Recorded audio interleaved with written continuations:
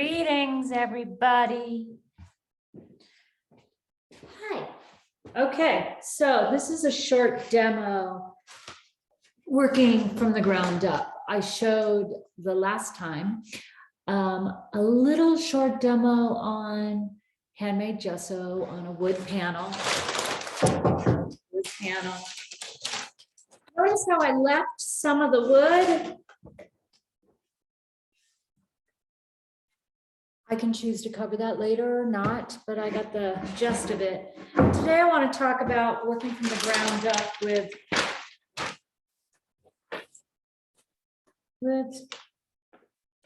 gesso or not, using color as an underpainting.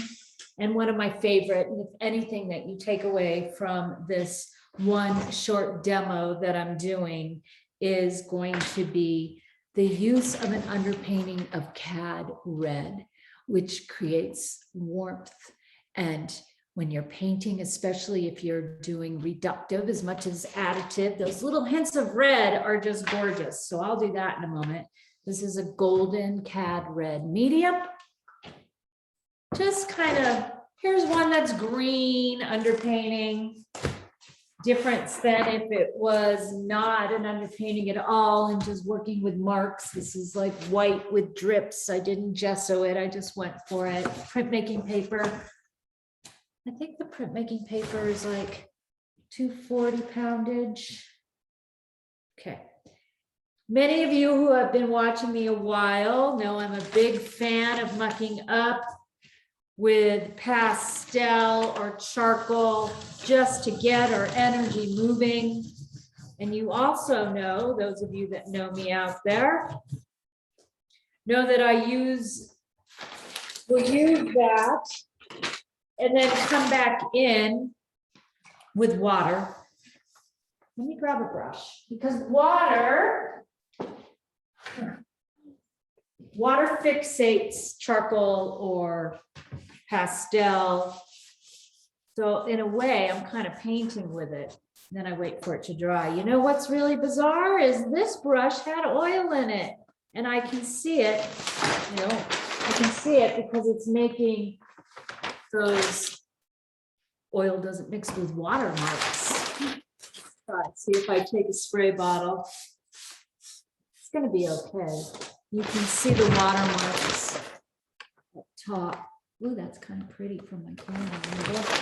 So that's going to make a difference when I throw acrylic on top. Let's see if it dries in time. So here's something with, I don't know where that came from, but there's some mark making on here that I've already taken a water bottle to, which I'm going to do again. And we will use cad red for our underpainting. I recommend everyone at least try this once using cad red or a fire engine red. And now, thank you for being patient with me. I'm going to grab a brush that doesn't have oil on it.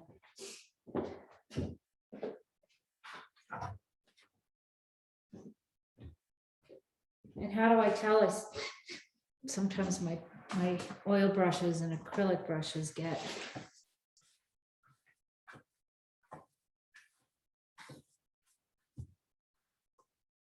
mixed up.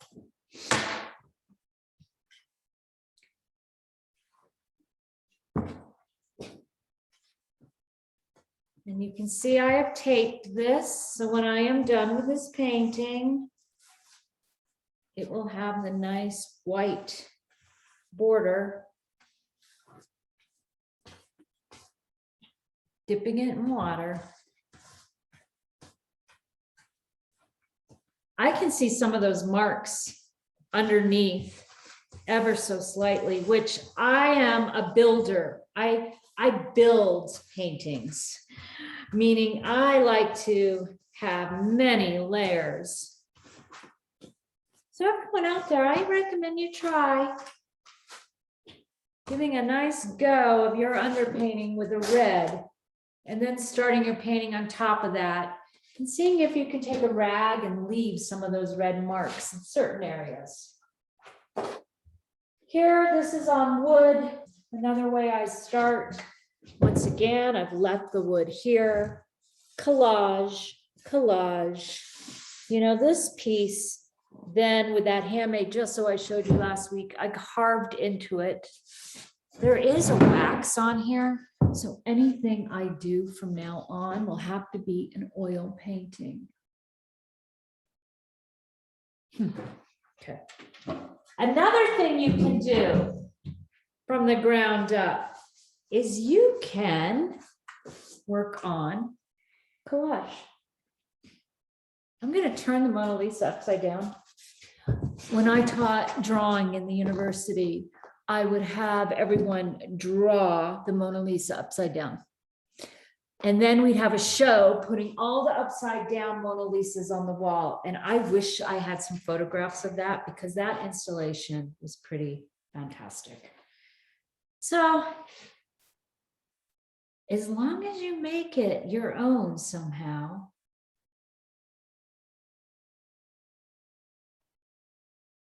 it's a way to start. You can come in with a full-bodied collage piece and have it be something you actually paint on top of.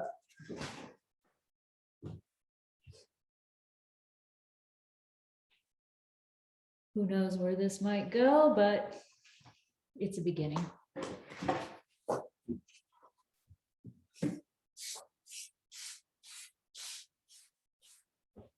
You know, this is another thing that I do that's a trick, is sometimes I'll put something in the middle of the page and then paint. And what starts to happen is those hard lines kind of play in. So when I peel off the tape, I've got something to work off of. I'm just going to do it now. Meaning it would look something like just these marks. Sometimes as simple as marks is something to respond to. Okay, that's another way in. Da-da-da-da. Porky today. So this got oil on it.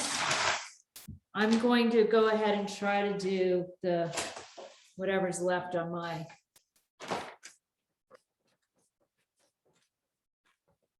not as vibrant as the trying to see if it makes a resist, that oil resist. With oil and water. Mauve color going on here, especially when I dip my brush back into the red.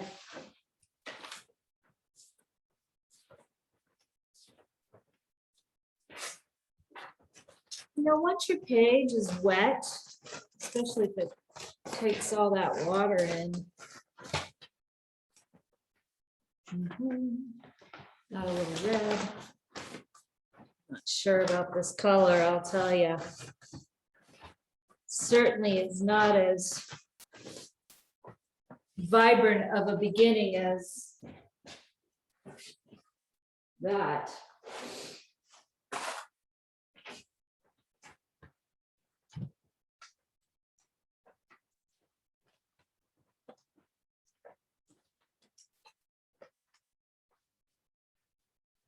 I'm coming in with pastel here.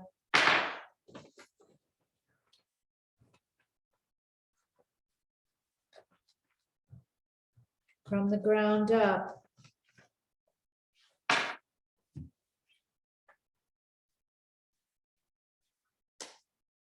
Not sure what I'm, looks like one of my struck vessels happening. Isn't it interesting? It looks, it's starting to look like that. If I kept going.